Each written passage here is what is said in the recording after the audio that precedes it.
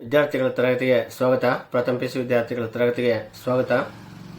So ಇಲ್ಲಿ ಪದ್ಯಭಾಗ ಗದ್ಯಭಾಗ ಆಯಿತು. ಇವತ್ತಿಂದ ನಾಟಕ ಭಾಗವನ್ನು ಮುಂದುವರಿಸ್ತೀನಿ ಕೊನೆಯವರೆಗೂ. ಸೊ ಇಲ್ಲಿ ಗಮನಿಸಿ, ಈಗಾಗಲೇ ಈ ನಾಟಕದ ಒಂದು ಪೀಠಿಕೆ ಬಗ್ಗೆ ನಾನು ವಿದ್ಯಾರ್ಥಿಗಳಿಗೆ ಹಿಂದಿನ ತರಗತಿಯಲ್ಲೇ ಹೇಳಿದ್ದೀನಿ. ಶಿವಾಪುರದಲ್ಲಿರ್ತಕ್ಕಂತಹ ಮೂವರು ಅಣ್ಣಂದರಾಗಿರ್ತಕ್ಕಂತಹ ಸರ್ದಾರ್ ಸೋಮಣ್ಣ, ಸಾವಕಾರ ಕಾಮಣ್ಣ, ಬೆಪ್ತಕ್ರಿ ಬೋಳೇಶಂಕರ ಅಂದರೆ ಇಲ್ಲಿ ಶಿವಾಪುರದ ಮೂವರು ಅಣ್ಣ ತಮ್ಮಂದರಲ್ಲಿ ಆನಂದ ಮತ್ತು ನೆಮ್ಮದಿಯನ್ನು ಕೆಡಿಸಿ ಇವರಲ್ಲಿ ವಿರಸವನ್ನು ಹುಟ್ಟಿಸಿ ಈ ಮೂವರನ್ನು ನರಕಕ್ಕೆ ಕರೆದು ತನ್ನಿ ಅಂತೇಳ್ಬಿಟ್ಟು 28 ನರಕಗಳ ಅಧಿಪತಿಯಾಗಿರ್ತಕ್ಕಂಥ ಸೈತಾನ ಭೂಲೋಕಕ್ಕೆ 3 ಪಿಶಾಚಗಳನ್ನು ಕಳಿಸ್ಕೊಡ್ತಾನೆ. ಸೊ ಪ್ರೀತಿ ವಿದ್ಯಾರ್ಥಿಗಳೇ ಕೇಳಿ, ಇಲ್ಲಿ ಬೋಳೇಶಂಕರ, ಬೋಳೆ ಅಂದರೆ ಇಲ್ಲಿ ಮುಗ್ಧ ಅಂತ ಕರಿತೀವಿ. ಬೋಳೆ ಅಂದರೆ ಮುಗ್ಧ, ಆ ಮುಗ್ಧ ಶಂಕರ ಆಗಿರ್ತಕ್ಕಂಥವನು, ಅದನ್ನೇ ಇಲ್ಲಿ ಬೋಳೇಶಂಕರ ಈ ನಾಟಕದ ಒಬ್ಬ ನಾಯಕ ಅಂತ ಕರಿತೀವಿ. ಅದಕ್ಕೆ ಬೋಳೇಶಂಕರ ಅಂತ ನಾವು ಕರಿತೀವಿ. ಈ ಬೋಳೇಶಂಕರ ನಾಟಕವನ್ನು ಬರೆದಿರ್ತಕ್ಕಂತಹ ಲೇಖಕರು ಡಾಕ್ಟರ್ ಚಂದ್ರಶೇಖರ ಕಂಬಾರರು. ಈಗಾಗಲೇ ಹಿಂದಿನ ತರಗತಿಯಲ್ಲಿ ಹೇಳಿದ್ದೀನಿ. ಸೊ 8ನೇ ಜ್ಞಾನಪೀಠ ಪ್ರಶಸ್ತಿ ಪುರಸ್ಕೃತರಾಗಿರ್ತಕ್ಕಂತಹ ಡಾಕ್ಟರ್ ಚಂದ್ರಶೇಖರ್ ಕಂಬಾರವರು ಬರೆದಿರ್ತಕ್ಕಂತಹ ಈ ಬೋಳೇಶಂಕರ ನಾಟಕ ಅಂತಕ್ಕಂಥದ್ದು. ಈ ಬೋಳೇಶಂಕರ ನಾಟಕದಲ್ಲಿ ಶಿವಾಪುರದ 3 ಮಾನವರು ವಾಸವಾಗಿರ್ತಾರೆ. ಆ 3 ಮಾನವರಲ್ಲಿ ಇಲ್ಲಿ ಸರ್ದಾರ್ ಸೋಮಣ್ಣ, ಸಾವಕಾರ ಕಾಮಣ್ಣ, ಬೆಪ್ತಕ್ರಿ ಬೋಳೇಶಂಕರ ಈ 3 ಅಣ್ಣ ತಮ್ಮಂದರಲ್ಲಿ ಆನಂದ ಮತ್ತು ನೆಮ್ಮದಿಯನ್ನು ಕೆಡಿಸಿ ಇವರಲ್ಲಿ ವಿರಸವನ್ನು ಹುಟ್ಟಿಸಿ ಈ 3ರನ್ನು ನರಕಕ್ಕೆ ಕರೆದು ತನ್ನಿ ಅಂತ ಹೇಳ್ಬಿಟ್ಟು 28 ನರಕಗಳ ಅಧಿಪತಿಯಾಗಿರ್ತಕ್ಕಂತಹ ಸೈತಾನ ಭೂಲೋಕಕ್ಕೆ 3 ಪಿಶಾಚಗಳನ್ನು ಕಳಿಸ್ಕೊಡ್ತಾನೆ. ಸೊ ಇದರಲ್ಲಿ ನಿಮ್ಗೆ ಈಗಾಗಲೇ ಗೊತ್ತಿದ್ದ ಹಾಗೆ ಅಧಿಕಾರದ ಆಸೆ, ಧನದ ಮೋಹ, ದುರಾಸೆಗೆ ಒಳಗಾದಂಥ ಸರ್ದಾರ್ ಸೋಮಣ್ಣ ಮತ್ತು ಸಾವಕಾರ ಕಾಮಣ್ಣ ಇವರು ಬೇಗನೆ ಈ ಪಿಶಾಚಿಗಳ ಬಲೆಗೆ ಬಿದ್ದೋಗ್ತವೆ. ಆದರೆ ಇಲ್ಲಿ ಅಧಿಕಾರದ ಆಸೆ, ಧನದ ಮೋಹ, ದುರಾಸೆಗೆ ಒಳಗಾದಂತಹ ಅಧಿಕಾರದ ಆಸೆ, ಧನದ ಮೋಹ ಮತ್ತು ದುರಾಸೆಗೆ ಒಳಗಾದಂತಹ ಸರ್ದಾರ್ ಸೋಮಣ್ಣ, ಸಾವಕಾರ ಕಾಮಣ್ಣ ಬೇಗನೆ ಈ ಪಿಶಾಚಿಗಳ ಬಲೆಗೆ ಬಿದ್ದೋಗ್ತವೆ.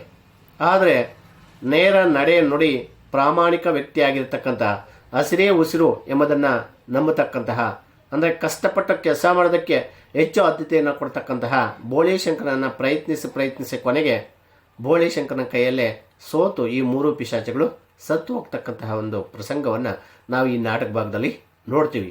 ಇಲ್ಲಿ ಈ ಬೋಳೇಶಂಕರ ಅಂತಕ್ಕಂಥವನು ಒಬ್ಬ ಗ್ರಾಮೀಣ ಸಂಸ್ಕೃತಿಯ ಪ್ರತಿನಿಧಿಯಾಗಿದ್ದಾನೆ. ಅವನು ಗ್ರಾಮೀಣ ಸಂಸ್ಕೃತಿಯ ಪ್ರತಿನಿಧಿಯಾಗಿದ್ದು ಹಳ್ಳಿ ಜನರ ಒಂದು ಬದುಕಿನೊಂದಿಗೆ ಜೀವನವನ್ನು ನಡೆಸ್ತಕ್ಕಂತಹ ವ್ಯಕ್ತಿ ಯಾರಂದರೆ ಬೋಳೇಶಂಕರ. ಅಂದರೆ ಹಳ್ಳಿಯ ಬದುಕಿಗೆ ಹೆಚ್ಚು ಪ್ರಾಮುಖ್ಯತೆಯನ್ನು ಕೊಡ್ತಕ್ಕಂಥವನು. ಅಂದರೆ ಇಲ್ಲಿ ನಗರದ ಬದುಕನ್ನು ತಿರಸ್ಕರಿಸಿ ಹಳ್ಳಿಯ ಬದುಕಿಗೆ ಹೆಚ್ಚು ಪ್ರಾಮುಖ್ಯತೆಯನ್ನು ಕೊಡ್ತಕ್ಕಂಥ ವ್ಯಕ್ತಿ ಈ ಬೋಳೇಶಂಕರ.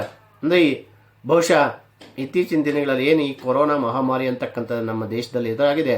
ಸೊ ಇವತ್ತು ನಿಜವಾಗ್ಲೂ ಈ ಒಂದು ನಾಟಕ ತುಂಬ ಮಹತ್ವವನ್ನು ಪಡೆದಿದೆ ಈ ಬೋಳೇಶಂಕರ ಒಂದು ಪಾತ್ರ. ಯಾಕಪ್ಪ ಅಂತಂದರೆ ಈಗಾಗಲೇ ನಾವು ನೋಡಿದ್ದೀವಿ, ಅನೇಕ ಜನರು ಏನು ಈ ಸಿಟಿಗಳಿಗೆ ಹೋಗಿದ್ರು, ನಗರ ಪ್ರದೇಶಗಳಿಗೆ ಹೋಗಿದ್ದು, ಆ ನಗರ ಪ್ರದೇಶಗಳಿಗೆ ಹೋಗಿರ್ತಕ್ಕಂಥ ಅನೇಕ ಜನರು ಇವತ್ತು ವಾಪಸ್ಸಾಗಿ ತಮ್ಮ ಒಂದು ಊರಿನಲ್ಲಿ ಉಳಿದು ಕೆಲಸವನ್ನು ಮಾಡೋದರಲ್ಲಿ ನಿರತರಾಗಿದ್ದಾರೆ. ಕಾರಣ ಆ ಒಂದು ನಗರ ಪ್ರದೇಶದಲ್ಲಿ ಇರೋದಕ್ಕಿಂತ ನಮ್ಮ ಹಳ್ಳಿಯಲ್ಲೇ ಚೆನ್ನಾಗಿ ಬದುಕೋದು ಉಂಟು ಅಂತೇಳ್ಬಿಟ್ಟು ಅನೇಕ ಜನರು ಇವತ್ತು ಈ ನಮ್ಮ ಹಳ್ಳಿಗಳಿಗೆ ವಾಪಸ್ ಬಂದು ಹಳ್ಳಿಗಳಲ್ಲಿ ಆ ಯಾವುದೋ ಒಂದು ಕೆಲಸವನ್ನು ಹಿಡಿದು ಮಾಡ್ತಾ ಇರ್ತಕ್ಕಂಥ ಒಂದು ರೀತಿಯನ್ನು ನಾವು ನೋಡ್ತಾ ಇದ್ದೀವಿ. ಅಂದರೆ ಇಲ್ಲಿ ಬೋಳೇಶಂಕರ ಹಸಿರೇ ಉಸಿರು ಅಂದರೆ ಇಲ್ಲಿ ಇವನ ಒಂದು ಧ್ಯೇಯ ನೀತಿ ವಾಕ್ಯ ಏನಪ್ಪ ಅಂತಂದರೆ ರಾಜ ಆಗಲಿ ರಾಣಿ ಆಗಲಿ ಅವನು ದುಡಿಬೇಕು, ತಿನ್ನಬೇಕು, ದುಡಿದೇ ಇರ್ತಕ್ಕಂಥ ಸೋಂಬೇರಿಗಳಿಗೆ ತಿನ್ನುವಂತಹ ಒಂದು ಹಕ್ಕಿಲ್ಲ ಅಂತಕ್ಕಂಥದ್ದು ಇವನ ಒಂದು ಧ್ಯೇಯ ನೀತಿ ವಾಕ್ಯ. ಇಂತಹ ಒಂದು ಅಭಿಪ್ರಾಯ ಮನಸ್ಸಂತಕ್ಕಂಥದ್ದು ಅವರ ಅಣ್ಣಂದರಲ್ಲಿ ಇರೋದಿಲ್ಲ ಅಂತಕ್ಕಂಥದ್ದು. ಇಲ್ಲಿ ಇಷ್ಟು ಇದರಲ್ಲಿ ಬರ್ತದೆ. ಯಾವ ರೀತಿ ಇಲ್ಲಿ ಸೈತಾನ ಆಗಿರ್ತಕ್ಕಂಥ ಈ 3 ಪಿಶಾಚಗಳನ್ನು ಕಳಿಸ್ತಾನೆ, ಅವು ಯಾವ ರೀತಿ ಭೂಲೋಕಕ್ಕೆ ಬರ್ತವೆ, ಅವು ಯಾವ ರೀತಿ ಒಬ್ಬೊಬ್ಬರನ್ನು ಯಾವ ರೀತಿ ಪ್ರಯತ್ನವನ್ನು ಮಾಡ್ತವೆ, ಅಧಿಕಾರದ ಆಸೆ, ಧನದ ಮೋಹ, ದುರಾಸೆಗೆ ಒಳಗಾದಂತಹ ಸರ್ದಾರ್ ಸೋಮಣ್ಣ ಮತ್ತು ಸಾವಕಾರ ಕಾಮಣ್ಣ ಯಾವ ರೀತಿ ಆ ಪಿಶಾಚಗಳ ಬಲೆಗೆ ಬಿದ್ದೋಗ್ತವೆ, ಮತ್ತು ಬೋಳೇಶಂಕರನ ಕೈಯಲ್ಲಿ ಯಾವ ರೀತಿ ಆ ಪಿಶಾಚಗಳು ಸತ್ತೋಗ್ತವೆ ಅಂತಕ್ಕಂತಹ ರೀತಿಯಿಂದ ಇದು ನಾಟಕ ಭಾಗ ಅಂತಕ್ಕಂಥದ್ದು ಮುಂದುವರಿಯುತ್ತಾ ಹೋಗುತ್ತೆ ವಿದ್ಯಾರ್ಥಿಗಳೇ. ಇಲ್ಲಿ ಈ ಬೋಳೇಶಂಕರ ನಾಟಕದಲ್ಲಿ ಬರ್ತಕ್ಕಂತಹ ಒಂದು ಪಾತ್ರಧಾರಿಗಳಾಗಿರ್ತಕ್ಕಂಥವ್ರು ಇಲ್ಲಿ ಕೋಡಂಗಿ ಮೊದಲನೇ ಒಂದು ಪಾತ್ರ ಕೋಡಂಗಿ, ಎರಡನೇದಾಗಿ ಭಾಗವತ, 3 ಇಲ್ಲಿ ಬೋಳೇಶಂಕರ. ಇವನೇ ಈ ನಾಟಕದ ನಾಯಕ ಅಂತಕ್ಕಂಥ ಕರಿತೀವಿ. ನಾಟಕದ ಸೂತ್ರಧಾರ ನಾಯಕ ಅಂತ ಕರಿತೀವಿ. ಸರ್ದಾರ ಸೋಮಣ್ಣ ಆಗಿರ್ತಕ್ಕಂಥವನು ಸರ್ದಾರ್ನ ಹೆಂಡತಿ ಅಂದ್ರೆ ಇಲ್ಲಿ ಸರ್ದಾರ್ ಸೋಮಣ್ಣ ಸರ್ದಾರ್ನ ಹೆಂಡತಿ, ಸರ್ದಾರ್ನ ಹೆಂಡತಿ ಇಲ್ಲಿ ಕೆಟ್ಟ ಬುದ್ಧಿಯವಳು ಅಂತ ಒಂದು ರೀತಿ. ಸಾವುಕಾರ ಕಾಮಣ್ಣನ ಹೆಂಡತಿ ಇವಳು ಸಹ ಕೆಟ್ಟ ಬುದ್ಧಿಯವಳು ಅಂತ. ಇದರ ಜೊತೆಗೆ ಪಿಶಾಚಿಗಳು ಮೂರು, ಪಿಶಾಚಿ 1, ಪಿಶಾಚಿ 2, ಪಿಶಾಚಿ 3 ಅಂತಕ್ಕಂಥ ಇವು ಈ ಸೈತಾನ ಕಳಿಸಿರ್ತಕ್ಕಂಥ 3 ಪಿಶಾಚಿಗಳು. ಭೂಲೋಕಕ್ಕೆ ಸೈತಾನ 3 ಪಿಶಾಚಿಗಳನ್ನು ಕಳಿಸ್ಕೊಡ್ತಾನೆ. ಕಾರಣ ಇಲ್ಲಿ ಸರ್ದಾರ್ ಸೋಮಣ್ಣ, ಸಾವುಕಾರ ಕಾಮಣ್ಣ, ಬಿಪ್ತಕಡಿ ಬೋಳಿಶಂಕರ ಈ ಮೂವರಲ್ಲಿ ಆನಂದ ಮತ್ತು ನೆಮ್ಮದಿಯನ್ನು ಕೆಡಿಸಿ ಇವರಲ್ಲಿ ವಿರಸವನ್ನು ಹುಟ್ಟಿಸಿ ಈ ಮೂವರನ್ನು ನರಕಕ್ಕೆ ಕಳೆದು ತನ್ನಿ ಅಂತ ಹೇಳ್ಬಿಟ್ಟು 28 ನರಕಗಳ ಅಧಿಪತಿಯಾಗಿರ್ತಕ್ಕಂಥ ಸೈತಾನ 3 ಪಿಶಾಚಿಗಳನ್ನು ಭೂಲೋಕಕ್ಕೆ ಕಳಿಸ್ಕೊಡ್ತಾನೆ. ಸೊ ಇಲ್ಲಿ ನಿಮಗೆ 2 ಅಂಕ ಪ್ರಶ್ನೆ ಕೇಳ್ತಾನೆ, ಸೈತಾನ ಭೂಲೋಕಕ್ಕೆ 3 ಪಿಶಾಚಿಗಳನ್ನು ಕಳಿಸಲು ಕಾರಣವೇನು? ಸರ್ದಾರ್ ಸೋಮಣ್ಣ, ಸಾವುಕಾರ ಕಾಮಣ್ಣ, ಬೆಪ್ತಕಡಿ ಬೋಳೆಶಂಕರ ಈ ಮೂವರಲ್ಲಿ ಆನಂದ ಮತ್ತು ನೆಮ್ಮದಿಯನ್ನು ಕೆಡಿಸಿ ಇವರಲ್ಲಿ ವಿರಸವನ್ನು ಹುಟ್ಟಿಸಿ ಈ ಮೂವರನ್ನು ನರಕಕ್ಕೆ ಕರೆದು ತನ್ನಿ ಅಂತ ಹೇಳ್ಬಿಟ್ಟು 28 ನರಕಗಳ ಅಧಿಪತಿಯಾಗಿರ್ತಕ್ಕಂಥ ಸೈತಾನ 3 ಪಿಶಾಚಿಗಳನ್ನು ಭೂಲೋಕಕ್ಕೆ ಕಳಿಸಿದ್ದಾನೆ ಅಂತಕ್ಕಂಥದ್ದು. ಸೊ ಇಲ್ಲಿ ಅವು 3 ಪಿಶಾಚಿಗಳಂತಕ್ಕಂಥದ್ದು, ಪಿಶಾಚಿ 1, ಪಿಶಾಚಿ 2, ಪಿಶಾಚಿ 3 ಅಂತಕ್ಕಂಥದ್ದು. ಒಂದೊಂದು ಪಿಶಾಚಿ ಒಬ್ಬೊಬ್ಬರ ಬೆನ್ನನ್ನು ಹತ್ತುತ್ತೆ. ಯಾವ ರೀತಿ ಹತ್ತಿ ಅವರನ್ನು ತಮ್ಮ ಬಲೆಗೆ ಹಾಕ್ಕೊಳ್ಳೋದಕ್ಕೆ ಪ್ರಯತ್ನವನ್ನು ಮಾಡ್ತವೆ ಅಂತಕ್ಕಂಥದ್ದನ್ನ ನಾವು ಇದರಲ್ಲಿ ನೋಡ್ತೀವಿ. ನೆಕ್ಸ್ಟ್ ಇದಾದ ನಂತರ ರಾಜ ಆಗಿರ್ತಕ್ಕಂಥ ಬರ್ತಾನೆ, ರಾಜ ಬರ್ತಾನೆ. ನಂತರ ಇಲ್ಲಿ ಮಂತ್ರಿ ಅಂತಕ್ಕಂಥನು ಬರ್ತಾನೆ. ಇಲ್ಲಿ ರಾಜಕುಮಾರಿ ಅಂತಕ್ಕಂಥವಳು ಸಹ ಬರ್ತಾಳೆ, ರಾಜಕುಮಾರಿ ಬರ್ತಾಳೆ. ಹುಡುಗಿಯರು ಬರ್ತಾರೆ, ಆ ರಾಜಕುಮಾರಿಗೆ ಸೇವಕರಿ ಆಗಿರ್ತಕ್ಕಂಥವ್ರು ಹುಡುಗಿಯರು ಬರ್ತಾರೆ. ಅದರ ಜೊತೆಗೆ ಸೈನಿಕರು ಬರ್ತಾರೆ. ಇಲ್ಲಿ ಸೈತಾನ ಇವನೇ 28 ನರಕಗಳ ಅಧಿಪತಿ, ಇವನೇ ಈ ಪಿಶಾಚಿಗಳನ್ನು ಭೂಲೋಕಕ್ಕೆ ಕಳಿಸಿರ್ತಕ್ಕಂಥವನು. ಪಿಶಾಚಿಗಳ ಒಡೆಯ ಯಾರಂತಂದರೆ ಈ ಸೈತಾನ. ಅದನ್ನೇ ಇನ್ನಾಂತ ಸೇವಕರು ಬರ್ತಾರೆ, ಸಿಪಾಯಿಗಳು ಬರ್ತವೆ, ಜನರು ಸಹ ಬರ್ತಾ ಹೋಗ್ತಾರೆ. ಅವರ ಒಂದು ಪಾತ್ರದಲ್ಲಿ ಅವರ ಒಂದು ನ್ಯಾಯವನ್ನು ಮಾಡ್ತಾ ಹೋಗ್ತಾರೆ. ಇಷ್ಟು ಈ ಒಂದು ಪಾತ್ರಗಳ ಒಂದು ಪರಿಚಯ. ಇದಾದ ನಂತರ ಇಲ್ಲಿ ನಾಟಕ ಭಾಗ ಅಂತಕ್ಕಂಥದ್ದು ಪ್ರಾರಂಭ ಆಗ್ತಾ ಹೋಗುತ್ತೆ. ಇಲ್ಲಿ ಗಮನಿಸಿ. ಮೊದಲಿಗೆ ಇಲ್ಲಿ ದೃಶ್ಯ 1 ಬೆಪ್ತಕಡಿ ಕೊಡಂಗಿ, ಓಯ್ ಭಾಗವತಣ್ಣ, ಭಾಗವತ ಏನಪ್ಪ ಕೊಡಂಗಿ, ಎಷ್ಟೊತ್ತಾಯಿತು ಕುಣಿತಾ ಇದ್ದೀನಿ, ಕರೆದು ಮಾತಾಡ್ಸೋದೇ ಇಲ್ವಿ? ಭಾಗವತ ಮಾತಾಡಿಸ್ಬೇಕಾ? ಯಾರಪ್ಪ ನೀನು? ಕೊಡಂಗಿ ನಾನು ಯಾರಂತ ಗೊತ್ತಿಲ್ವೇ? ನನ್ನನ್ನೊಮ್ಮೆ ಕಂಡವರು ಮತ್ತೆ ಮರೆಯೋದು ಸಾಧ್ಯವೇ? ಇಲ್ಲ ಮಾರಾಯರಿ, ನನ್ನ ಕತೆ ಕೇಳಿ ಎಷ್ಟು ಜನ ನಗಾಡ್ತಾ ಸಂತೋಷ ಪಡ್ತಾರೆ ಗೊತ್ತಾ ಅಂದ. ಇಲ್ಲಿ ಒಂದು ಕತೆ ಅಂತಕ್ಕಂಥದ್ದು ಪ್ರಾರಂಭ ಆಗಬೇಕಾದ್ರೆ ಆ ಕತೆ ಅಂತಕ್ಕಂಥದ್ದು ತಮಾಷೆಯನ್ನು ಮಾಡ್ತಕ್ಕಂಥ ಸೂತ್ರಧಾರನಿಂದ ಇಲ್ಲಿ ಪ್ರಾರಂಭ ಆಗಬೇಕು. ಇಲ್ಲಿ ಕೋಡಂಗಿ ಮತ್ತು ಭಾಗವತ ಆಗಿರತಕ್ಕಂಥವರು ಒಂದು ತಮಾಷೆಯಿಂದ ಹಾಸ್ಯಗಾರಿಕೆಯಿಂದ ಈ ನಾಟಕ ಅಂತಕ್ಕಂಥದ್ದು ಮೊದಲಿಗೆ ಪ್ರಾರಂಭ ಆಗ್ತಾ ಹೋಗುತ್ತೆ. ಅದನ್ನ ಇಲ್ಲಿ ಕೋಡಂಗಿ ಆಗಿರ್ತಕ್ಕಂಥದ್ದು, ಓಯ್ ಭಾಗವತಣ್ಣ, ಭಾಗವತ ಏನಪ್ಪ ಕೊಡಂಗಿ, ಎಷ್ಟೊತ್ತಾಯಿತು ಕುಣಿತಾ ಇದ್ದೀನಿ, ಕರೆದು ಮಾತಾಡ್ಸೋದೇ ಇಲ್ವಿ? ಭಾಗವತ ಮಾತಾಡಿಸ್ಬೇಕಾ? ಯಾರಪ್ಪ ನೀನು ಅಂತ. ಕೊಡಂಗಿ ಅಯ್ಯೋ, ನಾನು ಯಾರಂತ ಗೊತ್ತಿಲ್ವೇ? ನನ್ನನ್ನೊಮ್ಮೆ ಕಂಡವರು ಮತ್ತೆ ಮರೆಯೋದು ಸಾಧ್ಯವೇ ಇಲ್ಲ ಮಾರಾಯರಿ, ನನ್ನ ಕತೆ ಕೇಳಿ ಎಷ್ಟು ಜನ ನಗಾಡ್ತಾ ಸಂತೋಷ ಪಡ್ತಾರೆ ಗೊತ್ತಾ ಅನ್ನಬೇಕಾದ್ರೆ ಅಲ್ಲಿ ನೋಡಿ, ಭಾಗವತ ಅಷ್ಟು ಖ್ಯಾತನೇನಪ್ಪ ನೀನು, ಅಷ್ಟು ಪ್ರಸಿದ್ಧಿಯನ್ನು ಪಡೆದಿರ್ತಕ್ಕಂಥವನೇನಪ್ಪ ನೀನು ಅನ್ಬೇಕಾದ್ರೆ ಕೊಡಂಗಿ ಅಯ್ಯೋ, ಕ್ಯಾಟ್ ನಲ್ದಿದೆ ಈ ಕಡೆಗೆ ಬರ್ತಿದ್ದ, ಯಾಕೆ ಬಂದೆ ಕೊಡಂಗಿ ಅನ್ನಿ. ಅಯ್ಯೋ, ಅಷ್ಟು ಪ್ರಸಿದ್ಧಿಯನ್ನೇನಾದರೂ ಪಡೆದಿದ್ದರೆ ನಾನು ಈ ಕಡೆಗೆ ಬರ್ತಾ ಇದ್ನಾ, ಯಾಕೆ ಬಂದೆ ಕೊಡಂಗಿ ಅಂತ ಕೇಳು ಅನ್ಬೇಕಾದ್ರೆ ಭಾಗವತ ನೋಡಿ ಯಾವ ರೀತಿ ಅವರಿಬ್ಬರ ನಡುವೆ ಯಾವ ರೀತಿ ಸಂಭಾಷಣೆ ಅಂತಕ್ಕಂಥದ್ದು ನಡೆದುಕೊಂಡು ಹೋಗ್ತಾ ಇದೆ ಅಂತಕ್ಕಂಥದ್ದು ನೋಡಿ. ಭಾಗವತ ಯಾಕೆ ಬಂದೆ ಕೊಡಂಗಿ? ಕೊಡಂಗಿ ನೀವೇನೋ ಕತೆ ಹೇಳ್ತಿರಂತೆ, ಕತೆ ಮಾಡ್ತಿರಂತೆ, ಕತೆ ಕೇಳಿದ್ರೆ ಆರೋಗ್ಯಕ್ಕೆ ಒಳ್ಳೆಯದಂತಲ್ಲ, ಹೈಲಿ ಕಡೆ ನನ್ನ ಆರೋಗ್ಯ ಕೆಟ್ಟಿದೆ, ಅದಕ್ಕೆ ಕತೆ ಕೇಳೋಣ ಅಂತ ಬಂದೆ ನೋಡಿ. ಅಲ್ಲಿ ಯಾವ ರೀತಿ ನೀವೇನೋ ಕತೆ ಮಾಡ್ತೀರಂತೆ, ಕತೆ ಕೇಳಿದ್ರೆ ಆರೋಗ್ಯಕ್ಕೆ ಒಳ್ಳೆಯದಂತಲ್ಲ, ಹೈಲಿ ಕಡೆ ಅಂದರೆ ಇತ್ತೀಚೆಗೆ ನನ್ನ ಆರೋಗ್ಯ ಅಂತಕ್ಕಂಥದ್ದು ಕೆಟ್ಟಿದೆ, ಅದಕ್ಕೆ ನೀನು ಕತೆ ಕೇಳೋಣ ಅಂತ ಬಂದೆ ಕಣಪ್ಪ ಅನ್ನಬೇಕಾದ್ರೆ ಇಲ್ಲಿ ಭಾಗವತ ಯಾವ ಕತೆ ಹೇಳೋಣಪ್ಪ? ಕೊಡಂಗಿ ಹಳೆ ಕತೆ ಬೇಡ ಸ್ವಾಮಿ, ಹಳೆ ಕತೆ ಬೇಡ, ಹಿಂದೆ ನಡೆದದ್ದು ಬೇಡ, ಈಗ ಹ್ಯಾಲಿ ನಡೆಯುತ್ತಿರೋ ಕಥೆಯೂ ಅಲ್ಲ, ಮುಂದೆ ನಡಿಬೇಕಾದದ್ದು ಹೇಳಲ್ಲ ಕೊಡಂಗಿ ಏನಿ ಅಂತ ನೋಡಿ. ಅವನು ಹಳೆ ಕತೆ ಬೇಡ ಸ್ವಾಮಿ, ತುಂಬ ಪುರಾತನ ಕಾಲದ ಕತೆ ಬೇಡ ಸ್ವಾಮಿ, ಹಿಂದೆ ನಡೆದದ್ದು ಅಲ್ಲ ಅಂದ. ಇಲ್ಲಿ ಭೂತಕಾಲ, ವರ್ತಮಾನ ಕಾಲ, ಭವಿಷ್ಯತ್ ಕಾಲಗಳನ್ನು ಇಲ್ಲಿ ನಾವು ಅರಿತಾ ಹೋಗ್ತೀವಿ ನೋಡಿ. ಹಿಂದೆ ನಡೆದದ್ದು ಅಲ್ಲ ಅಂದರೆ ಭೂತಕಾಲ ಕಥೆನೂ ನನಗೆ ಬೇಡ, ಈಗ ನಡೆಯುತ್ತಿರೋ ಕಥೆನೂ ಅಲ್ಲ ಅಂದರೆ ಪ್ರಸ್ತುತ ಈಗ ವರ್ತಮಾನ ಕಾಲದ ನಡೀತಾ ಇರ್ತಕ್ಕಂಥ ಕಥೆನೂ ಬೇಡ, ಮುಂದೆ ನಡಬೇಕಾದ್ದು ಹೇಳಲ್ಲ ಕೊಡಂಗಿ ಅಂತ. ಅಂದರೆ ಮುಂದೆ ಭವಿಷ್ಯತ್ ಕಾಲದ ಒಂದು ಕಥೆಯನ್ನು ನನಗೆ ಹೇಳಿ. ಅಂದರೆ ಹಿಂದೆ ನಡೆದು ಹೋದಂಥ ಕಥೆನೂ ಬೇಡ, ಈಗ ಪ್ರಸ್ತುತ ನಡೀತಾ ಇರ್ತಕ್ಕಂಥ ಕಥೆನೂ ಬೇಡ, ಮುಂದೆ ಭವಿಷ್ಯದಲ್ಲಿ ನಡೀಬೇಕಾಗಿರ್ತಕ್ಕಂತಹ ಒಂದು ಕಥೆಯನ್ನು ಹೇಳಲಿ ಕೊಡಂಗಿ ಅನ್ನಬೇಕಾದ್ರೆ ಅಲ್ಲಿ ನೋಡಿ ಭಾಗವತ ಹೇಳಲ್ಲ ಕೊಡಂಗಿ. ಕೊಡಂಗಿ ಹೇಳಿ ಸ್ವಾಮಿ, ಹೇಳಲ್ಲ ಕೊಡಂಗಿ ಅಂತ ಭಾಗವತ ಅಲ್ಲಿ ಹೇಳ ಕೊಡಂಗಿ ಅನ್ಬೇಕಾದ್ರೆ ಕೊಡಂಗಿ ಹೇಳಿ ಸ್ವಾಮಿ ಭಾಗವತ. ಹಾಗಿದ್ರೆ ಹೇಳಯ್ಯ, ಹಾಗಿದ್ರೆ ಕೇಳಯ್ಯ. ಒಂದಾನೊಂದು ಕಾಲದಲ್ಲಿ ಒಂದಾನೊಂದೂರು. ಇಲ್ಲಿ ಒಂದಾನೊಂದು ಕಾಲದಲ್ಲಿ ಒಂದಾನೊಂದೂರು ಅಂತ ಬರ್ತಾ ಹೋಗುತ್ತೆ. ಅದರಲ್ಲಿ ಒಂದಾನೊಂದು ಕಾಲದಲ್ಲಿ ಒಂದಾನೊಂದೂರು ಕೊಡಂಗಿ. ಒಂದಾನೊಂದೂರು ಅಂದರೆ ನಮ್ಮೂರು ಅದಿತ್ತು ಭಾಗವತ. ನಿಮ್ಮೂರು ಯಾವುದು ನೋಡಿ ಅಲ್ಲಿ ಯಾವ ರೀತಿ ಹೇಳ್ತಾ ಇದ್ದಾನೆ ಕೊಡಂಗಿ. ಒಂದಾನೊಂದೂರು ಅಂದರೆ ನಮ್ಮೂರು ಅದಿತ್ತು ಭಾಗವತ. ನಿಮ್ಮೂರು ಯಾವುದು ಕೊಡಂಗಿ? ಶಿವಾಪುರ.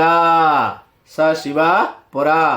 ಇಲ್ಲಿ ಒಂದಂಕದ ಪ್ರಶ್ನೆ ಕೇಳ್ತಾನೆ, ಬೋಳೇಶಂಕರನ ಊರು ಯಾವುದು ಅಂತ. ಬೋಳೇಶಂಕರನ ಊರು ಯಾವುದು? ಶಿವಾಪುರ.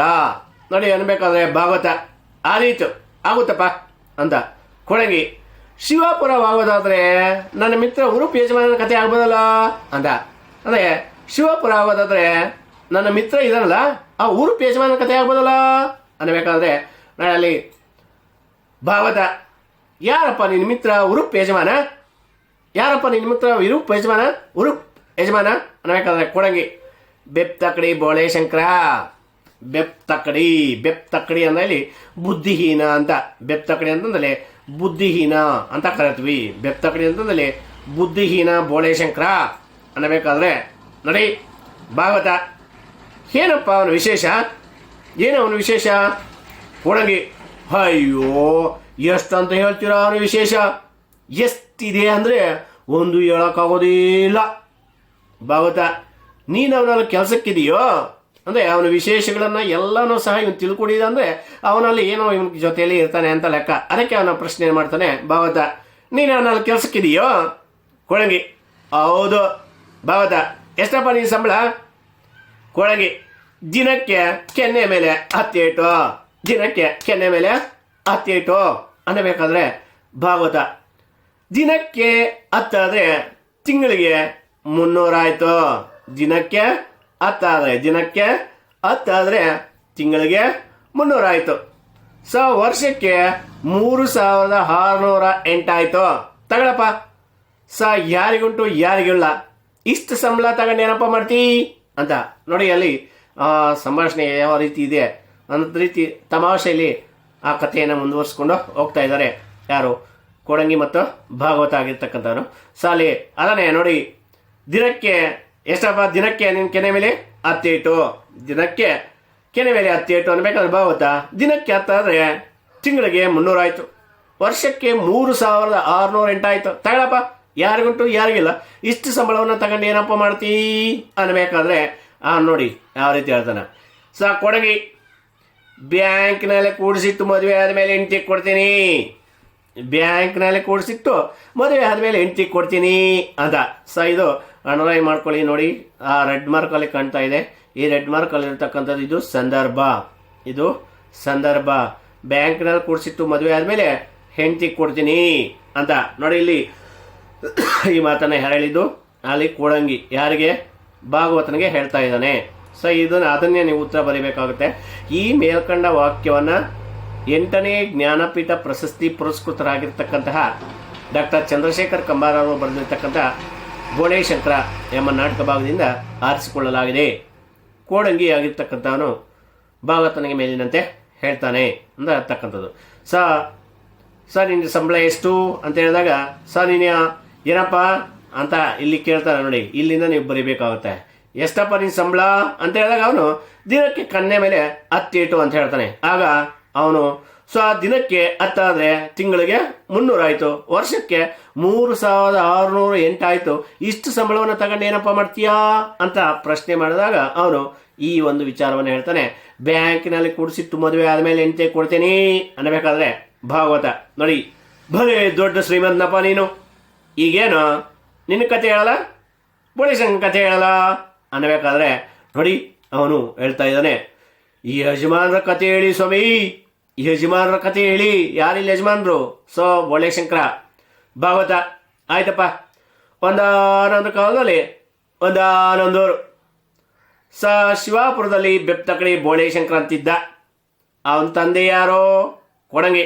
ಅವರಪ್ಪ ಭಾಗವತ. ಅವರಪ್ಪ ಯಾರೋ? ಕೊಡಂಗಿ. ಅವನ ತಂದೆ ಭಾಗವತ. ಅವನ ತಂದೆ ಯಾರೋ? ಕೊಡಂಗಿ. ಅವರಪ್ಪನ ತಂದೆ, ಅಪ್ಪನ ತಂದೆ, ಅಪ್ಪನ ತಂದೆ ಸ್ವಾಮಿ. ಈ ಕುಟುಂಬ ಎಷ್ಟು ಹಳೆಯದು ಅಂದರೆ ಅದರ ಮೂಲ ಪುರುಷ ಯಾರಂತಲೇ ಗೊತ್ತಿಲ್ಲ ಅಂತ. ಅಂದರೆ ಈಗ ನೀವು ಗಮನ ಕೊಡ್ಬೋದು.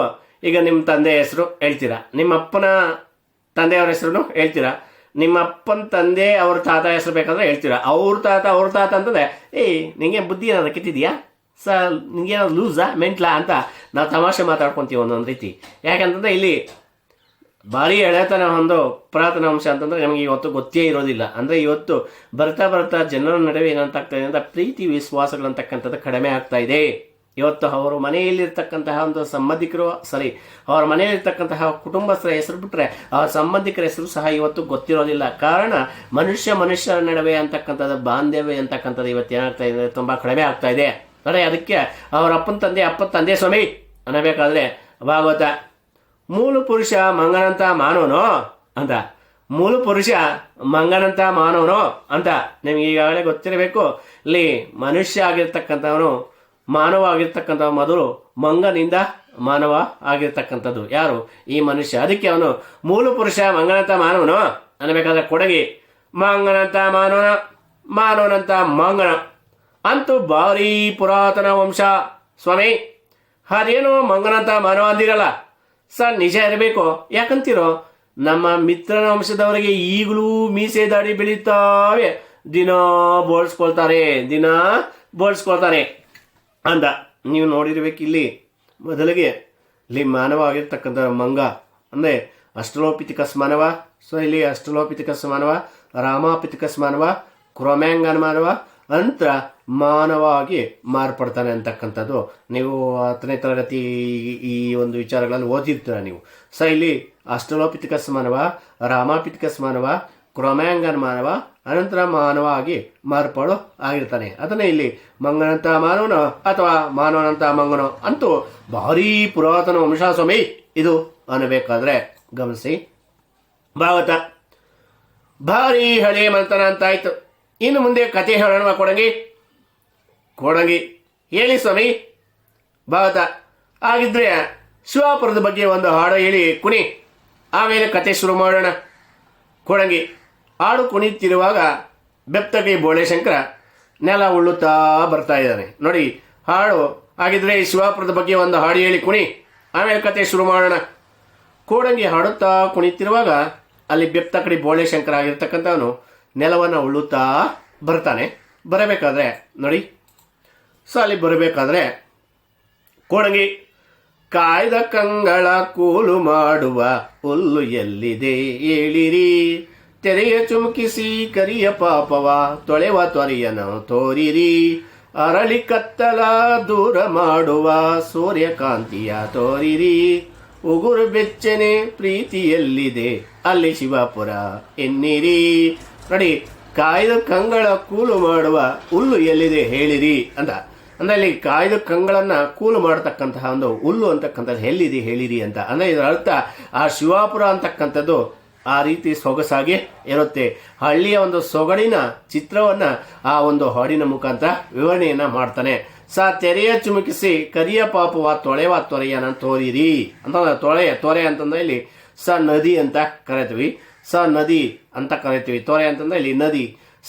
ಅರಳಿ ಕತ್ತಲ ದೂರ ಮಾಡುವ ಸೂರ್ಯಕಾಂತಿಯ ತೋರಿರಿ ಅಂದ್ರೆ ಇಲ್ಲಿ ಸೂರ್ಯಕಾಂತಿ ಅಂತಕ್ಕಂಥದ್ದು ಯಾವಾಗ ಅರಳುತ್ತೆ ಅಂತಂದ್ರೆ ಬೆಳಗಿನ ಸಮಯದಲ್ಲಿ ಆ ಸೂರ್ಯನ ಕಿರಣಗಳು ಅಂತಕ್ಕಂಥ ಬಿದ್ದಿದ ತಕ್ಷಣ ಮುದುಡ್ಕೊಂಡಿರ್ತಕ್ಕಂಥ ಒಂದು ಸೂರ್ಯಕಾಂತಿ ಹರಳಿ ಕತ್ತಲನ್ನು ಓಡಿಸುವಂತಹ ರೀತಿಯಲ್ಲಿ ಅದು ಅರಳುತ್ತೆ ಅಂತಕ್ಕಂಥದ್ದು. ಉಗುರು ಬೆಚ್ಚನೆ ಪ್ರೀತಿಯಲ್ಲಿದೆ ಅಲ್ಲಿ ಶಿವಾಪುರ ಅನ್ನಿರಿ ಅಂದ್ರೆ ಇಲ್ಲಿ ಅದು ಉಗುರು ಬೆಚ್ಚನೆ ಪ್ರೀತಿಯಲ್ಲಿದೆ ಅಂತಂದ್ರೆ ಇಲ್ಲಿ ಪ್ರೀತಿ ವಿಶ್ವಾಸ ಅಂತಕ್ಕಂಥ ತುಂಬಿರ್ತಕ್ಕಂಥ ಊರು ಯಾವುದಾದ್ರೂ ಇದೆಯಾ ಅಂತಂದ್ರೆ ಅದು ಶಿವಾಪುರ ಅಂತ ಹೇಳಿರಿ ಅಂತ ಹೇಳ್ಬಿಟ್ಟು ತನ್ನ ಊರನ್ನ ಹೊಗಳ್ಕೊಳ್ತಾನೆ. ತನ್ನ ಆ ಬೋಳೇಶಂಕರನ ಊರನ್ನು ಹೊಗಳುವುದರ ಮುಖಾಂತರ ಅಲ್ಲಿ ಕೋಡಂಗಿ ಆಗಿರ್ತಕ್ಕಂಥ ಈ ಹಾಡನ್ನು ಮುಂದುವರಿಸ್ಕೊಂಡು ಹೋಗ್ತಾನೆ ಅಂತಕ್ಕಂಥದ್ದು. ಅದನ್ನೇ ಕಾಯ್ದು ಕಂಗಳ ಕೂಲು ಮಾಡುವ ಹುಲ್ಲು ಎಲ್ಲಿದೆ ಹೇಳಿರಿ, ತೆರೆಯ ಚುಮುಕಿಸಿ ಕರಿಯ ಪಾಪವ ತೊಳೆವ ತೊರೆಯನ ತೋರಿರಿ, ಅರಳಿ ಕತ್ತಲ ದೂರ ಮಾಡುವ ಸೂರ್ಯಕಾಂತಿಯ ತೋರಿರಿ, ಉಗುರು ಬೆಚ್ಚನೆ ಪ್ರೀತಿಯಲ್ಲಿದೆ ಅಲ್ಲಿ ಶಿವಾಪುರ ಎನ್ನಿರಿ ಅನ್ನಬೇಕಾದ್ರೆ ಅಲ್ಲಿ ಗಮನಿಸಿ. ಇಲ್ಲಿ ಮೊದಲಿಗೆ ಭಾಗವತ ನಲ್ಲಿ ಶಿವಾಪುರದಲ್ಲಿ ಮೂವರು ಮಾನವರ ವಾಸವಾಗಿದ್ದಂತ ನಿಮಗೆ ಈಗಾಗಲೇ ಗೊತ್ತಿದೆ. ಭಾಗವತ ಆ ಶಿವಾಪುರದಲ್ಲಿ ಮಾನವರು ವಾಸವಾಗಿದ್ದರು. ಶಿವಾಪುರದಲ್ಲಿ ಮಾನವರು ವಾಸವಾಗಿರ್ತಾರೆ. ಆ ಮಾನವರಲ್ಲಿ 3 ಜನ ಅಣ್ಣ ತಮ್ಮಂದರು. ಶಿವಾಪುರದಲ್ಲಿ ಮಾನವರು ವಾಸವಾಗಿದ್ದರು. ಆ ಮಾನವರಲ್ಲಿ 3 ಜನ ಅಣ್ಣ ತಮ್ಮಂದರು. ಮೊದಲನೇ ಬಂದು ಸರ್ದಾರ ಸೋಮಣ್ಣ. ಸರ್ದಾರ ಸೋಮಣ್ಣ ಇವನು ಹಾಡೋದಕ್ಕೆ ಹುಟ್ಟಿದವನು. ಕುರಿ ಕೋಳಿ ಕೊಂದವನು. ಅವು ಸಿಗದೆ ಇದ್ರೆ ಮತ್ತೂ ಸಾಧ್ಯವಾದರೆ ಮನುಷ್ಯರನ್ನ ಕೊಲ್ಲಬಲ್ಲಂತವನು. ನೋಡಿ, ಶಿವಾಪುರದಲ್ಲಿ 3 ಮಾನವರು ವಾಸವಾಗಿರ್ತಾರೆ. ಆ 3 ಮಾನವರಲ್ಲಿ ಮೊದಲನೇ ಬಂದು ಸರ್ದಾರ್ ಸೋಮಣ್ಣ. ಇವನು ಹಾಡೋದಕ್ಕೆ ಹುಟ್ಟಿದವನು, ಕುರಿ ಕೋಳಿ ಕೊಂದವನು. ಕುರಿ ಕೋಳಿ ಕೊಂದವನು.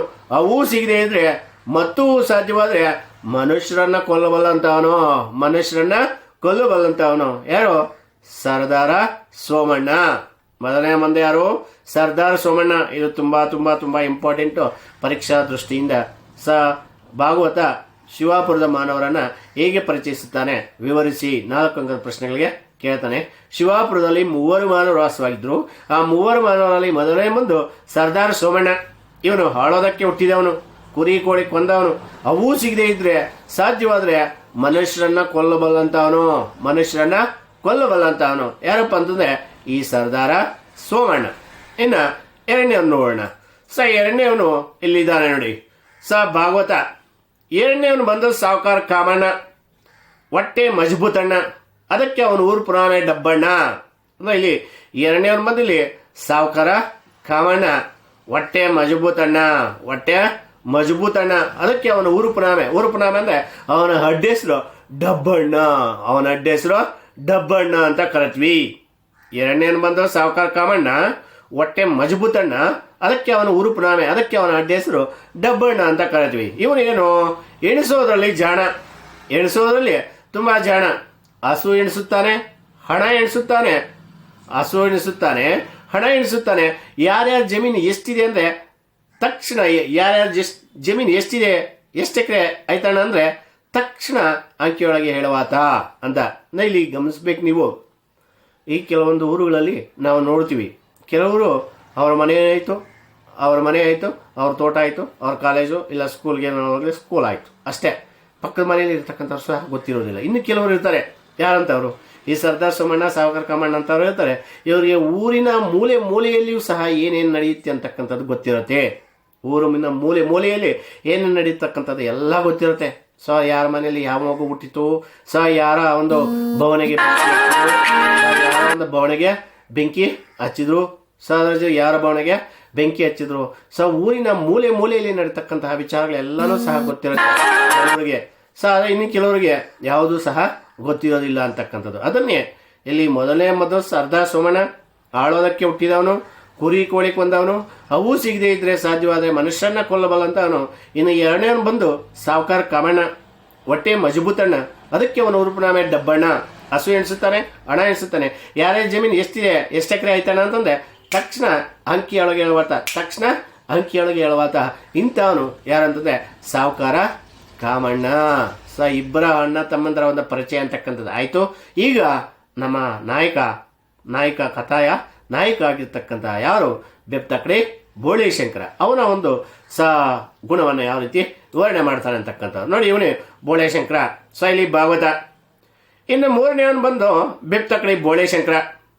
ಅವನಿಗೆ ಅವನಾಯಿತು, ಭೂಮಿ ಸೀಮೆ ಆಯಿತು, ಮಳೆ ಬೆಳೆ ಆಯಿತು, ಒಂದು ನೊಣವನ್ನು ಸಹ ನೋಯಿಸಿದವನಲ್ಲ ಅಂತಕ್ಕಂಥದ್ದು. ಅಂದರೆ ಇನ್ನು ಮೂರನೇವನು ಬಂದು ಬೆಪ್ತಕಡಿ ಬೋಳೇಶಂಕರ. ಇಲ್ಲಿ ಅವನಿಗೆ ಅವನಾಯಿತು, ಭೂಮಿ ಸೀಮೆ ಆಯಿತು. ಭೂಮಿ ಸೀಮೆ ಅಂತಂದ್ರೆ ಇಲ್ಲಿ ಭೂಮಿ ಸೀಮೆ ಅಂತಂದ್ರೆ ಗಡಿ ಪ್ರದೇಶ. ಸೀಮೆ ಅಂದರೆ ಗಡಿ ಪ್ರದೇಶ, ವಿಸ್ತಾರ. ಅಂದರೆ ಅವನಿಗೆ ಅವನಾಯಿತು, ಅವನ ಭೂಮಿ ಎಷ್ಟಿದೆ ಆ ಭೂಮಿಯಲ್ಲಿ ಉಳ್ತಕ್ಕಂಥದ್ದು, ಬೆಳೆಯನ್ನು ಇಡ್ತಕ್ಕಂಥದ್ದು. ಅವನಿಗೆ ಅವನಾಯಿತು, ಭೂಮಿ ಸೀಮೆ ಆಯಿತು, ಮಳೆ ಬೆಳೆ ಆಯಿತು. ಅಂದರೆ ಯಾವಾಗ ಯಾವಾಗ ಮಳೆ ಬರುತ್ತಪ್ಪ ಅಂತೇಳ್ಬಿಟ್ಟು, ಯಾಕಂದರೆ ಮಳೆ ಬಂದರೆ ಸಾಕು ಯಾವುದೋ ಒಂದು ಬೆಳೆಯನ್ನು ಹೇಳೋಣ ಅಂತೇಳ್ಬಿಟ್ಟು ಕಾಯ್ತಾ ಇರ್ತಕ್ಕಂಥವನು. ಅದನ್ನೇ ಇಲ್ಲಿ ಬೆಪ್ತಕ್ರಿ ಬೋಳೇಶಂಕರ ಆಗಿರ್ತಕ್ಕಂಥವ್ರು. ಅವನಿಗೆ ಅವನಾಯಿತು, ಭೂಮಿ ಸೀಮೆ ಆಯಿತು, ಮಳೆ ಬೆಳೆ ಆಯಿತು. ಅಂದರೆ ಮಳೆ ಬಂದರೆ ಸಾಕು ಬೆಳೆಯನ್ನು ಇಡಬೇಕು, ಕಷ್ಟಪಟ್ಟು ದುಡಿಬೇಕು, ಕಷ್ಟಪಟ್ಟು ಯಾವುದಾದ್ರು ಒಂದು ಬೆಳೆಯನ್ನು ಬೆಳೆದು ತಿನ್ನಬೇಕು ಅಂತಕ್ಕಂಥದ್ದು. ಅದನ್ನೇ ಅಲ್ಲಿ ರಾಜ ಆಗಲಿ ರಾಣಿ ಆಗಲಿ ದುಡಿಬೇಕು, ತಿನ್ನಬೇಕು. ದುಡಿದೇ ಇರ್ತಕ್ಕಂಥ ಸೋಂಬೇರಿಗಳಿಗೆ ತಿನ್ನುವಂತಹ ಒಂದು ಹಕ್ಕಿಲ್ಲ. ಅದಕ್ಕಾಗಿ ಅವನು ಮುನಿಯನ್ನು ಬಂದು ಹೊಣಿಗೆ ಅವನಾಯಿತು, ಭೂಮಿ ಸೀಮೆ ಆಯಿತು, ಮಳೆ ಬೆಳೆ ಆಯಿತು, ಒಂದು ನೊಣವನ್ನೂ ಸಹ ನೋಯಿಸಿದವನಲ್ಲ, ಒಂದು ನೊಣವನ್ನೂ ಸಹ ನೋಯಿಸಿದವನಲ್ಲ. ನೋಡಿ ಅದನ್ನೇ ಹೇಳ್ತಾನೆ, ಮಳೆ ಬರೋದನ್ನ ಒಂದು ವಾರಕ್ಕೆ ಮುಂಚೆನೇ ಹೇಳಬಲ್ಲ, ಮಳೆ ಬರೋದನ್ನ ಒಂದು ವಾರಕ್ಕೆ ಮುಂಚೆನೇ ಹೇಳಬಲ್ಲ. ನಿಂತ ನೀರಿಗೆ ಹರಿಯೋದಕ್ಕೆ ಕಾಲುವೆಯನ್ನು ತೋಡಬಲ್ಲ, ನಿಂತ ನೀರಿಗೆ ಹರಿಯೋದಕ್ಕೆ ಕಾಲುವೆ ತೋಡಬಲ್ಲ. ಹಕ್ಕಿ ಹಾಡಿನ ಅರ್ಥ ಹೇಳಬಲ್ಲ, ಹೂವಿಗೆ ಬೀಳುವ ಕನಸು ಹೇಳಬಲ್ಲ. ಇನ್ನೇನಪ್ಪ ಅಂತಂದ್ರೆ ಕೈ ಬೆರಳಿಲ್ದೆ ಎಣಿಸೋದಕ್ಕೆ ಬರೋದಿಲ್ಲ, ಕೈ ಬೆರಳಿಲ್ದೆ ಎಣಿಸೋದಕ್ಕೆ ಬರೋದಿಲ್ಲ. ಈ ರೀತಿಯಾಗಿ ಇವನ ಒಂದು ಗುಣ ಅಂತಕ್ಕಂಥದ್ದು ಇರುತ್ತೆ. ಅಂದರೆ ಇಲ್ಲಿ ಮೂರನೇ ಬಂದು ಬೆಪ್ತಕ್ರಿ ಬೋಳೇಶಂಕರ, ಅವನಿಗೆ ಅವನಾಯಿತು, ಭೂಮಿ ಸೀಮೆ ಆಯಿತು, ಮಳೆ ಬೆಳೆ ಆಯಿತು, ಒಂದು ನೊಣವನ್ನು ಸಹ ನೋಯಿಸಿದವನಲ್ಲ, ನಿಂತ ನೀರಿಗೆ ಹರಿಯೋದಕ್ಕೆ ಕಾಲುವೆ ತೋಡಬಲ್ಲ ಅಂತಕ್ಕಂಥವನು. ಅಂದರೆ ನೋಡಿ ಆ ರೀತಿಯ ಒಳ್ಳೆಯ ಗುಣಗಳನ್ನು ಹೊಂದಿರತಕ್ಕಂಥವನು ಅಂತ. ನಿಂತ ನೀರು ಅಂತಕ್ಕಂಥ ಅಲ್ಲಿ ಇದ್ರೆ ಕೊಳಚೆ ಅಂತಕ್ಕಂಥದ್ದಾಗುತ್ತೆ, ಕೆಸರಾಗುತ್ತೆ. ಹಾಗಾಗಿ ಆ ನಿಂತ ನೀರು ಆಗಿರ್ತಕ್ಕಂಥ ಮುಂದಕ್ಕೆ ಹೊರಟುಬಿಟ್ರೆ ಯಾವುದೇ ರೀತಿಯ ಒಂದು ಕಷ್ಟ ಅಂತಕ್ಕಂಥದ್ದು ಇಲ್ಲ ಅಂತೇಳ್ಬಿಟ್ಟು ನಿಂತ ನೀರಿಗೆ ಹರಿಯೋದಕ್ಕೆ ಕಾಲುವೆಯನ್ನು ತೋಡಬಲ್ಲ ಅಂತಕ್ಕಂಥವನು. ಅದನ್ನೇ ಅಕ್ಕಿ ಹಾಡಿನ ಅರ್ಥ ಹೇಳಬಲ್ಲ, ಹೂವಿಗೆ ಬೀಳುವ ಕನಸು ಹೇಳಬಲ್ಲ. ಇನ್ನೇನಪ್ಪ ಅಂತಂದರೆ ಕೈ ಬೆಳೆಯದೆ ಎಣಿಸೋದಕ್ಕೆ ಬರೋದಿಲ್ಲ ಅಂತ ಅವನು ಈ ಬೆಪ್ತಕ್ರಿ ಬೋಳೇಶಂಕರ. ಇದು ಶಿವಾಪುರದ ಮೂವರು ಮಾನವರನ್ನು ಭಾಗವತ ಹೇಗೆ ಪರಿಚಯಿಸಿದ್ದಾನೆ ವಿವರಿಸಿ ಅಂತ ಕೇಳ್ತಾನೆ. ಮೊದಲೇ ಬಂದು ಸರ್ದಾರ್ ಸೋಮಣ್ಣ, ಸಾವುಕಾರ ಕಮಣ್ಣ, ಬೆಪ್ತಕ್ರಿ ಬೋಳೇಶಂಕರ. ಮೊದಲನೇ ಬಂದ ಸರ್ದಾರ್ ಸೋಮಣ್ಣ, ಇವನು ಆಳೋದಕ್ಕೆ ಹುಟ್ಟಿದವನು, ಕುರಿ ಕೋಳಿ ಕೊಂದವನು, ಅವು ಸಿಗದೇ ಇದ್ರೆ ಮತ್ತೂ ಸಾಧ್ಯವಾದರೆ ಮನುಷ್ಯರನ್ನು ಕೊಲ್ಲಬಲ್ಲಂತವನು ಮೊದೊಂದು. ಇನ್ನು ಎರಡನೇ ಬಂದು ಸಾವುಕಾರ ಕಾಮಣ್ಣ, ಅದಕ್ಕೆ ಹೊಟ್ಟೆ ಮಜಬೂತನ. ಸಾವುಕಾರ ಕಾಮಣ್ಣ ಆಳೋದಕ್ಕೆ ಹುಟ್ಟಿದವನು, ಕುರಿ ಕೋಳಿ ಕೊಂದವನು. ಸಾವುಕಾರ ಕಾಮಣ್ಣ ಬಂದು ಇಲ್ಲಿ ಗಮನಿಸಿ, ಸಾವುಕಾರ ಕಾಮಣ್ಣ ಅದಕ್ಕೆ ಹೊಟ್ಟೆ ಮಜಬೂತಣ್ಣ, ಅದಕ್ಕೆ ಅವನು ಉರುಪ್ನಾಮೆ ಡಬ್ಬಣ್ಣ. ಹಸು ಎಣಿಸುತ್ತಾನೆ, ಹಣ ಎಣಿಸುತ್ತಾನೆ, ಯಾರ್ಯಾರ ಜಮೀನು ಎಷ್ಟಿದೆ ಅಂದರೆ ತಕ್ಷಣ ಅಂಕಿಯೊಳಗೆ ಹೇಳುವಾತ. ಇನ್ನು ಮೂರನೇ ಬಂದು ಬೆಪ್ತಕ್ರಿ ಬೋಳೇಶಂಕರ, ಅವನಿಗೆ ಅವನಾಯಿತು, ಭೂಮಿ ಸೀಮೆ ಆಯಿತು, ಮಳೆ ಬೆಳೆ ಆಯಿತು, ಒಂದು ನಡುವನ್ನು ಸಹ ನೋಯಿಸಿದವನಲ್ಲ. ಮಳೆ ಬರೋದನ್ನು ಒಂದು ವಾರಕ್ಕೆ ಮುಂಚೆನೇ ಹೇಳಬಲ್ಲ, ಅಕ್ಕಿ ಹಾಡಿನ ಅರ್ಥ ಹೇಳಬಲ್ಲ, ಹೂವಿಗೆ ಬೀಳುವ ಕನಸು ಹೇಳಬಲ್ಲ. ಇನ್ನೇನಪ್ಪ ಅಂದರೆ ಕೈ ಬೆಳೆಯದೆ ಎಣಿಸೋದಕ್ಕೆ ಬರೋದಿಲ್ಲ. ಇಂಥವನು ಯಾರಂತಂದರೆ ಈ ಬೆಪ್ತಕ್ರಿ ಬೋಳೆ ಶಂಕರ ಆಗಿರ್ತಕ್ಕಂಥವನು. ಇದಾದ ನಂತರ ನೀವು ಗಮನಿಸಿ, ಕೊಡಂಗಿ ಅಷ್ಟೇ ಅಲ್ಲ, ಒಂದಿನ ಅವರಣ್ಣ ಹಣ ಕೊಟ್ಟು ಎಷ್ಟಿದೆ ಎಣಿಸಿ, ಎಷ್ಟಿದೆ ಹೇಳೋ ಬೆಪ್ತಕ್ರಿ ಅಂದ. ಎಣಿಸಿ 3 ಕೈ ಇದೆ ಅಂದ. ನೋಡಿ ಅಂದರೆ ಅವನಿಗೆ ಕೈ ಬೆಳೆಯದೆ ಎಣಿಸೋದಕ್ಕೆ ಬರೋದಿಲ್ಲ. ಅದಕ್ಕೆ ಅವರಣ್ಣ ಒಂದು ದಿವಸ ಹಣ ಕೊಟ್ಟು ಎಷ್ಟಿದೆ ಎಣಿಸೋ ಬೆಪ್ತಕ್ರಿ ಅಂದರೆ ಎಣಿಸಿ 3 ಕೈ ಇದೆ ಅಂತ ಹೇಳ್ತಾನೆ. ಆಗ ನೋಡಿ ಎಣಿಸಿ 3 ಕೈ ಇದೆ ಅಂದ. ಅವರಣ್ಣ ಬಿದ್ದು ನಕ್ಕ, ಅವನ ಹೆಂಡತಿ ಬಿದ್ದು ನಕ್ಕಳು. ಬಿದ್ದು ನಕ್ಕದ್ರಿಂದ ಅವ್ರ ತಲೆಗೆ ಏಟಾಯಿತು, ಬಿದ್ದು ನಕ್ಕದ್ರಿಂದ ಅವ್ರ ತಲೆಗೆ ಏಟಾಯಿತು. ಆವಾಗ ಬೋಳೇಶಂಕರ ಏನಂದ ಗೊತ್ತಾ ಭಗವತ್ರಿ? ಅಯ್ಯ ಕೊಡಂಗಿ, ಇದರ ಒಂದು ನೀತಿ ಏನಪ್ಪ ಅಂದರೆ ಇನ್ನೊಬ್ಬರನ್ನು ನೋಡಿ ಬಿದ್ದು ನಗಬಾರ್ದು. ನಕ್ಕರೆ ಗೊತ್ತಲ್ಲ ಏನಾಗುತ್ತೆ, ತಲೆಗೆ ಏಟಾಗುತ್ತೆ. ಅಂದರೆ ಇದರ ಅರ್ಥ ಬೇರೆಯವರನ್ನು ನೋಡಿ ಯಾವುದೇ ರೀತಿಯ ತಾತ್ಸಾರ ಮನೋಭಾವನೆ ಅಂತಕ್ಕಂಥದ್ದು ಮಾಡಬಾರ್ದು ಅಂತಕ್ಕಂತಹ ರೀತಿಯನ್ನು ನಾವು ಕಾಣ್ತೀವಿ ಅಂತಕ್ಕಂಥದ್ದು. ಇದಾದಂತ ಮುಂದೆ ನೋಡೋಣ ಭಾಗವತ. ಹಾಗಿದ್ರೆ ಎಣಿಸೋದ್ರಲ್ಲಿ ನೀನು ಜಾಣ ಕೊಡಂಗಿ. ನಾನು ಜಾಣ, ನಾನು ಬುದ್ಧಿವಂತ ಎಣಿಸ್ತೀನಿ. ಭಾಗವತ ಹಾಗಿದ್ರೆ ಹೇಳಪ್ಪ, ನಿನ್ನ ಹತ್ರ 10 ರೂಪಾಯಿ ಇದೆ, ಕಳ್ಳ ಬಂದು ತಗೊಂಡು ಹೋದ್ರೆ 5 ತಗೊಂಡೋದ್ರೆ ಎಷ್ಟು ಉಳಿತು ಅಂತ. ಕೊಡಂಗಿ, ನನ್ನ ಹತ್ರ ಹಣ ಇಲ್ಲ ಭಾಗವತ್ರಿ. ಭಾಗವತ ಇದೆ, ನಾನು ಕೊಟ್ಟೆ ಅಂತ ಇಟ್ಕೊಳ್ಳಪ್ಪ. ಕೊಡಂಗಿ, ಇನ್ನೊಬ್ರು ನನಗೆ ಬೇಡ ಸ್ವಾಮಿ. ಭಾಗವತ, ಅಯ್ಯೋ ಇದೆ ಅಂತ ಇಟ್ಕೊಳ್ಳಯ್ಯ. ಕೊಡಂಗಿ, ಹ್ಞೂ ಇದೆ. ಭಾಗವತ, 10 ಇದೆ, ಕಳ್ಳ ಬಂದ 5 ಎಷ್ಟು ಉಳಿತು ಅನ್ಬೇಕಾದ್ರೆ ಕೊಡಂಗಿ ಬೆರಳೆಣಿಸಿ 1 2 3 4 1 2 3 4 5 ಬೆರಳೆಣಿಸಿ ಕೊಡಂಗಿ ಅವನು ಕೊಡಂಗಿ ಏನು ಮಾಡ್ತಾನೆ, ಬೆರಳೆನಿಸಿ ಏನು ಮಾಡ್ತಾನೆ, 5 ಬೋಳೆಶಂಕ ಕೊಳಂಗಿ ನೋಡಿ ಸರಿ ಆದ ಕೊಡ್ತಾನೆ. ಬೋಳೆಶಂಕ ಕೊಳಂಗಿ ಹಾಗೆಲ್ಲ ತಪ್ಪುತ್ರ ಹೇಳ್ಬಾರ್ದು. ಕಳ್ಳ ಬಂದು 5 ಯಾಕೆ ಹೋಯ್ತಾನೆ, ಸಿಕ್ಕರೆ ಅಷ್ಟು ತಗೊಂಡು ಹೋಗ್ತಾನೆ, ಆದ್ರಿಂದ ಏನು ಉಳಿಲಿಲ್ಲ ಅನು ಅಂತ ನೋಡಿ. ಈಗ ಕಳ್ಳ ಬಂದ 5 ಏನಕ್ಕೆ ತೆಗೆದುಕೊಂಡು ಹೋಗ್ತಾನೆ, ಸಿಕ್ಕರೆ ಅಷ್ಟು ತೆಗೆದುಕೊಂಡು ಹೋಗ್ತಾನೆ. ಕಾರಣ ಆ ಮಂದಿರದೇ ಕಳ್ತನ ಮಾಡ್ಬೇಕಂತ.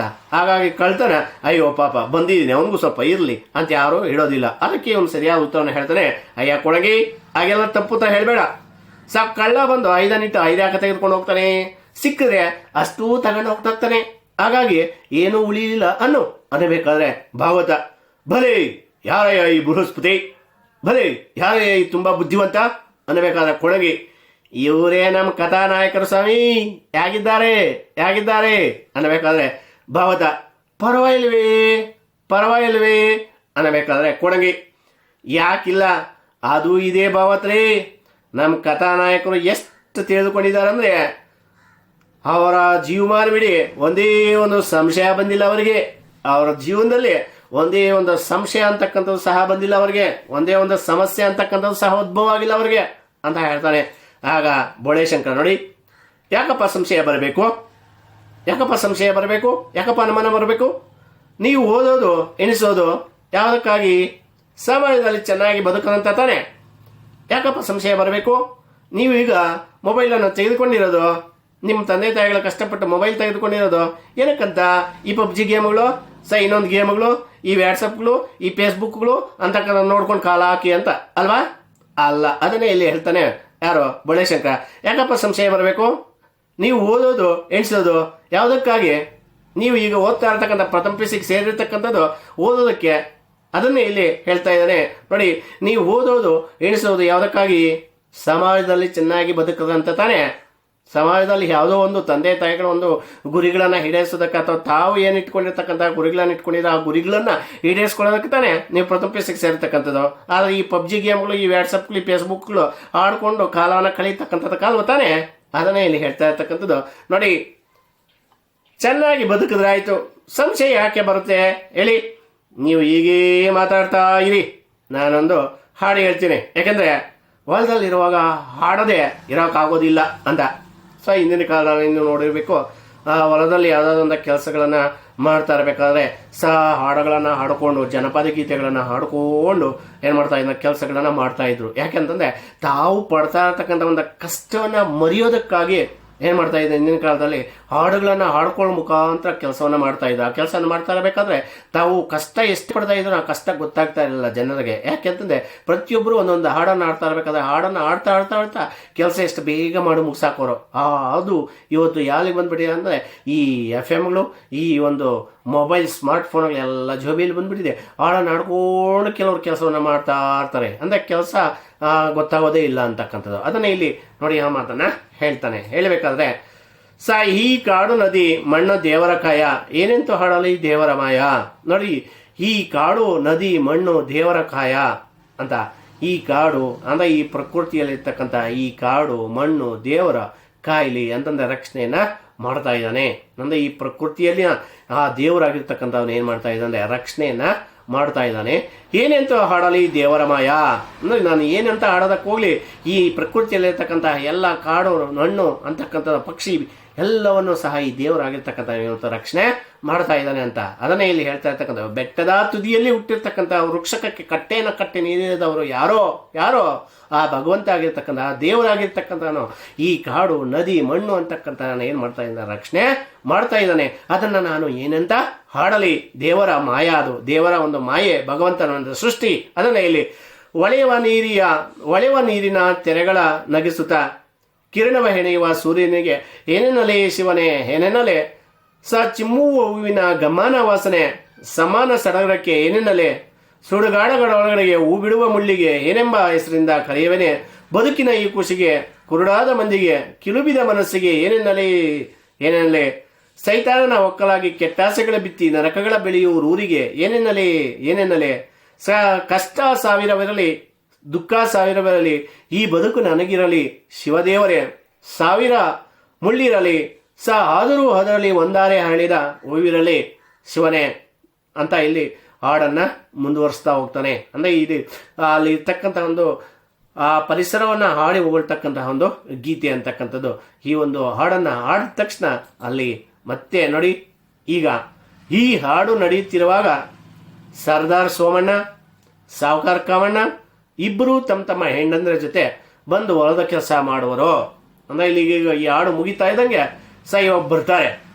ಅಂದರೆ ಈಗ ಆ ಶಿವಾಪುರದ ಮೂವರ ಅಣ್ಣ ತಮ್ಮಂದರಾಗಿರ್ತಕ್ಕಂಥ ಅಣ್ಣ ತಮ್ಮಂದರ ನಡುವೆ ಯಾವ ರೀತಿ ಹೇರುಪೇರುಗಳು ಅಂತಕ್ಕಂಥದ್ದು ಬರುತ್ತೆ ಅಂತಕ್ಕಂಥದ್ದನ್ನು ನಾವೀಗ ನೋಡ್ತೀವಿ. ಅವರು ಆ ರೀತಿ ಆಟ ಆಡೋದಕ್ಕೆ ಕಾರಣ ಈ ಹಿಂದೆ ಇರತಕ್ಕಂತಹ ಪಿಶಾಚಿಗಳಾಗಿರ್ತಕ್ಕಂಥವು, ಅಂದರೆ 28 ನರಕಗಳ ಅಧಿಪತಿಯಾಗಿರ್ತಕ್ಕಂತಹ ಸೈತಾನ ಕಳಿಸಿರ್ತಕ್ಕಂತಹ 3 ಪಿಶಾಚಿಗಳಾಗಿರ್ತಕ್ಕಂಥ ಒಬ್ಬೊಬ್ಬರನ್ನು ಒಂದೊಂದು ಬೆನ್ನು ಹಿಂದೆ ಹತ್ತಿ ಅವರನ್ನು ತಮ್ಮ ವಶ ಮಾಡ್ಕೊಳ್ಳೋದಕ್ಕೆ ಪ್ರಯತ್ನವನ್ನು ಮಾಡ್ತವೆ. ಯಾವ ರೀತಿ ವಶ ಮಾಡ್ಕೊಳ್ತವೆ ಅಂತಕ್ಕಂಥದ್ದು ಈಗ ಅವರ ಒಂದು ಪ್ರವೇಶ ಆಗುತ್ತೆ. ಯಾರ ಪ್ರವೇಶ? ಈಗಾಗಲೇ ಈ ಹಾಡು ನಡೆಯುತ್ತಿರುವಾಗ ಸರ್ದಾರ್ ಸೋಮಣ್ಣ ಮತ್ತು ಸಾವುಕಾರ ಕಾಮಣ್ಣ ಅವರು ತಮ್ಮ ಹೆಣ್ಣಂದಿರ ಜೊತೆ ಬರ್ತಾರೆ. ಹೊಲದ ಕೆಲಸ ಮಾಡುವರು. ಬೋಳೆ ಶಂಕರನಂತಹ ಸಂತೋಷ ಅವರಲ್ಲಿಲ್ಲ. ಕೆಲವೊಂದು ಸಂದರ್ಭಗಳನ್ನು ನಾವು ನೋಡ್ತೀವಿ, ಯಾವುದಾದ್ರು ಕೆಲಸ ಮಾಡ್ತಾ ಇರಬೇಕಾದ್ರೆ ಮನಸ್ಫೂರ್ತಿಯಾಗಿ ಮಾಡಬೇಕಾಗುತ್ತೆ. ಒತ್ತಾಯಕ್ಕಾಗಿ ಕೆಲಸ ಮಾಡಿದ್ರೆ ಅದು ಮಾಡೋ ಹಾಗೆ ಇರಲ್ಲ ಅಂತಕ್ಕಂಥದ್ದು ನೋಡಿ. ಅದನ್ನೇ ಬೋಳೆ ಶಂಕರನಂತಹ ಸಂತೋಷ ಅವರಲ್ಲಿಲ್ಲ. ಯಾಕಂದರೆ ಬೋಳೆ ಶಂಕರನ ಧ್ಯೇಯ ನೀತಿ ಒಂದು ಇದೆ. ಏನು ಬೇಕು? ಕಷ್ಟಪಟ್ಟ ಕೆಲಸ ಮಾಡಬೇಕು, ಕಷ್ಟಪಟ್ಟ ಕೆಲಸ ಮಾಡಬೇಕು. ಅಂದರೆ ಅವನು ರಾಜ ಆಗಲಿ, ರಾಣಿ ಆಗಲಿ, ಮಂತ್ರಿ ಆಗಲಿ, ದುಡಿಬೇಕು, ತಿನ್ನಬೇಕು. ದುಡಿದೇ ಇರ್ತಕ್ಕಂಥ ಸೋಂಬೇರಿಗಳಿಗೆ ತಿನ್ನುವಂತಹ ಒಂದು ಹಕ್ಕಿಲ್ಲ ಅಂತಕ್ಕಂಥ ಇವನ ಧ್ಯೇಯ ನೀತಿ ವ್ಯಾಖ್ಯೆ. ಹಾಗಾಗಿ ಅವನು ಕಷ್ಟಪಟ್ಟು ದುಡಿತಾ ಇದ್ದಾನೆ. ಇವನಲ್ಲಿರ್ತಕ್ಕಂಥ ಒಂದು ಸಂತೋಷ ಅವರಲ್ಲಿ ಇಲ್ಲ ಅಂತ ಹೇಳ್ತಾನೆ ನೋಡಿ. ಬೋಳಿ ಶಂಕರಂತಹ ಸಂತೋಷ ಅವರಲ್ಲಿಲ್ಲ. ಒತ್ತಾಯಕ್ಕಾಗಿ ಕೆಲಸ ಮಾಡ್ತಿದ್ದವರು ಅಂತ ಕಾಣ್ತಾರೆ. ಹಾಡು ಮುಗಿದಾಗ ಬಿರುಗಾಳಿ ಬೀಸುತ್ತದೆ. ಬೋಳೆ ಶಂಕರನ ದನ ಮುಂದೆ ಸಾಗದೆ ನಿಲ್ಲುತ್ತದೆ. ಅಂದರೆ ಇಲ್ಲಿ ಹಾಡು ಮುಗಿದ ತಕ್ಷಣ ಬಿರುಗಾಳಿ ಅಂತಕ್ಕಂಥ ಬೀಸುತ್ತೆ. ಬೋಳಿ ಶಂಕರನ ಒಂದು ದನ ಮುಂದೆ ಸಾಗದೆ ನಿಲ್ಲುತ್ತದೆ ಅಂತ. ಅಂದರೆ ಇಲ್ಲಿ ಬೋಳಿ ಶಂಕರನ ದನ ಮುಂದೆ ಹೋಗದೆ ನಿಲ್ಲುತ್ತದೆ ಅಂತಂದರೆ ಈಗಾಗಲೇ ಪಿಶಾಚಿಗಳು ಹೋಗೋ ಒಂದು ಆಗಮನ ಅಂತಕ್ಕಂಥದ್ದು ಆಗಿದೆ ಅಂತಕ್ಕಂಥದ್ದನ್ನು ನಾವಿಲ್ಲಿ ತಿಳ್ಕೊಬೋದು ಅಂತಕ್ಕಂಥದ್ದು.